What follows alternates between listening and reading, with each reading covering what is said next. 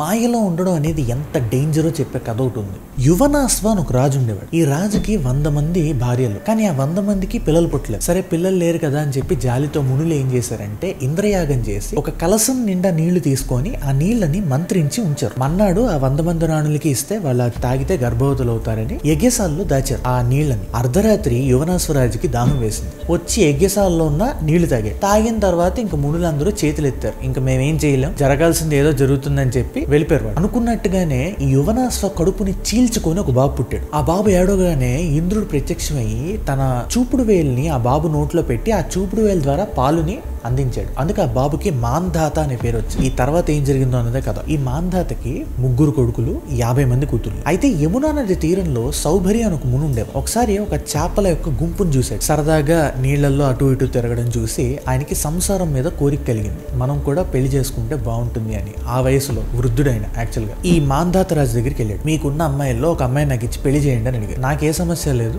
స్వయంవరంకి రా, వచ్చి వాళ్ళు నీ మెడలో కానీ మాల వేస్తే నువ్వు వివాహం చేసుకోవచ్చు అన్న. ఆ తర్వాత ఈ సౌభరి అనే మునికి ఆలోచన వచ్చింది, మనం వృద్ధులం కదా, మనల్ని ఎందుకు సెలెక్ట్ చేసుకుంటారు, నాకంటే ఇంకా యంగ్ గా ఉన్న వాళ్ళు వస్తారు కదా స్వయంవరానికి అని చెప్పి ఆయన తపోఫలంతో ఆయన వృద్ధాప్యాన్ని పోగొట్టుకొని యవ్వనంగా మారిపోయాడు. వచ్చాడు స్వయంవరం. ఆ 50 మందికి కూడా ఇతను బాగా నచ్చేసి 50 మంది కూడా ఇన్ని పెళ్లి చేసుకోవడం అయితే జరిగింది. పెళ్లి చేసుకున్న కొన్ని సంవత్సరాల పాటు ఆయన మాయలోనే ఉన్నారు. మ్యారీడ్ లైఫ్ ని చాలా బాగా ఎంజాయ్ చేశారు. కానీ కొన్నాళ్ల తర్వాత ఒక్కరోజు సడన్ గా మునికి రియలైజేషన్ వచ్చింది, అసలు ఏం చేస్తున్నాను నేను. బ్రహ్మచర్యం తర్వాత గృహస్థాశ్రమం, గృహస్థాశ్రమం తర్వాత సన్యాసాశ్రమం. ఆల్రెడీ సన్యాసాశ్రమంలో ఉన్న ఆయన మళ్ళీ గృహస్థాశ్రమానికి పడిపోవడం ఏంటని చెప్పి ఆయనకి రియలైజేషన్ వచ్చి ఆయన చేసిన తప్పు తెలుసుకొని తన 50 మంది భార్యలతో కలిసి వానప్రస్థానికి వెళ్ళిపోయి ఘోర తపస్సు చేసి చివరికి బ్రహ్మత్వాన్ని పొందడం అయితే జరిగింది.